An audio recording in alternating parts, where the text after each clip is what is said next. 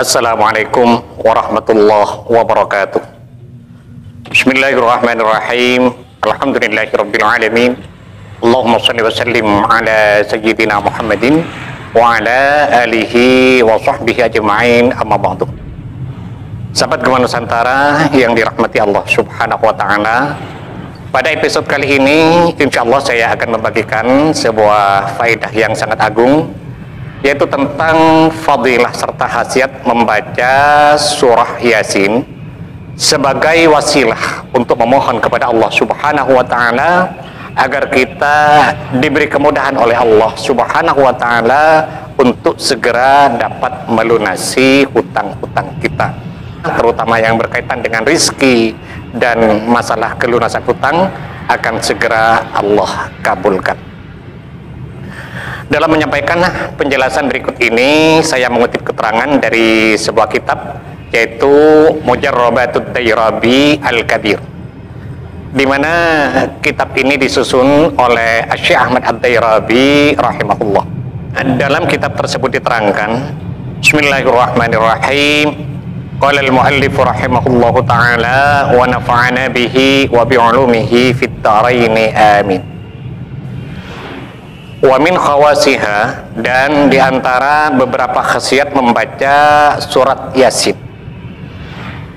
anna man kana asiran, bahwa barang siapa yang sedang ditahan atau dipenjara karena masalah hutang yang melilitnya dan problem-problem lain yang mendera pada dirinya sehingga membuat hatinya seolah-olah merasa terpenjara, au madyunan, atau barang siapa yang sedang dalam keadaan terjerat hutang, au khaifan, atau barang siapa yang sedang dalam ketakutan, mungkin dirinya diancam, atau mungkin dia sering mendapat intimidasi karena masalah hutang misalnya, dan lain sebagainya.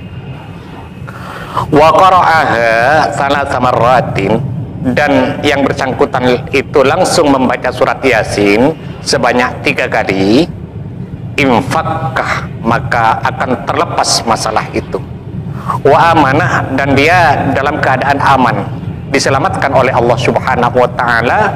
Wa qada bainahu, dan Allah akan melunasi hutangnya. Barokah membaca surat Yasin. Ketika saya masih berada di salah satu pesantren di Jawa Timur, ya sekitar tahun 86, guru saya pada waktu itu berkata, jika kamu istiqomah mengamalkan Yasin 3 kali setiap selesai sholat subuh, setiap selesai sholat asar, dan setiap selesai sholat maghrib, maka apapun masalah yang akan mendera kamu, maka semua itu akan Allah selamatkan. Atau mungkin segala hal yang kamu inginkan, insya Allah akan Allah kabulkan. Tapi sebagaimana sering saya katakan, itu kuncinya harus istiqomah.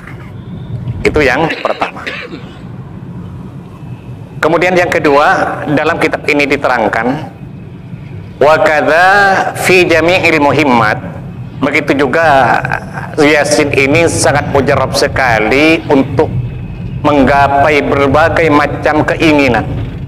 Caranya, taqra'uha sab'a marratin, hendaklah kamu membaca surat Yasin itu sebanyak 7 kali dalam 1 kali duduk.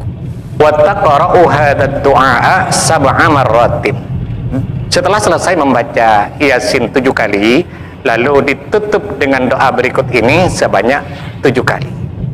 Nah, doanya adalah Bismillahirrahmanirrahim. Subhanal munaffisi an kulli madyunin, subhanal mufarriji an kulli mahzunin, subhana man ja'ala khazainahu bainal kafi wan nun, subhana man idza arada syai'an ay yaqula lahu kun fayakun. Ya mufarriju farrij, ya mufarriju farrij, ya mufarriju farrij, ya mufarriju farrij, farrij anni hammi wa ghammi farjan ajilan birahmatika ya arhamar rahimin. Wa sallallahu ala sayyidina Muhammad wa ala alihi wa sahbihi wa sallam, walhamdulillahi rabbil alamin. Itu doa dibaca 7 kali setelah selesai kita membaca surat Yasin sebanyak 7 kali. pada bab yang kedua ini, barang siapa yang mempunyai hajat penting atau keinginan besar, atau barang siapa yang sedang terjerat masalah yang sangat besar dan dia ingin agar semua itu berlalu dari dirinya, maka dianjurkan dalam kitab ini untuk membaca Yasin sebanyak 7 kali dalam 1 kali duduk, dilanjutkan dengan doa tadi 7 kali setelah selesai membaca surat Yasin.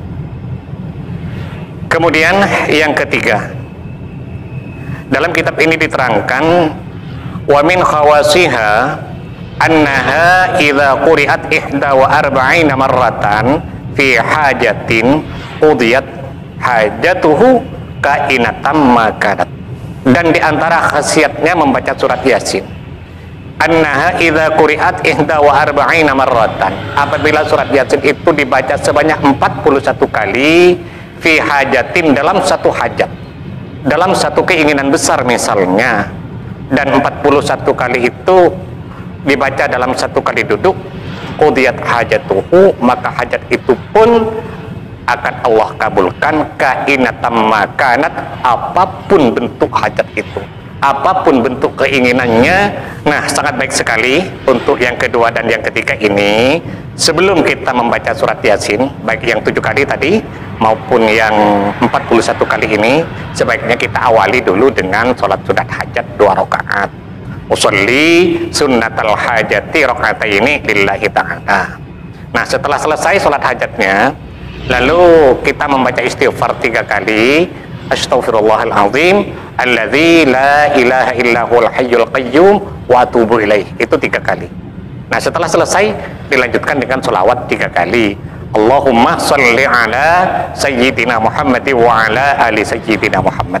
Lalu kita bertawassul dengan mengirimkan surat Al-Fatihah masing-masing 1 kali.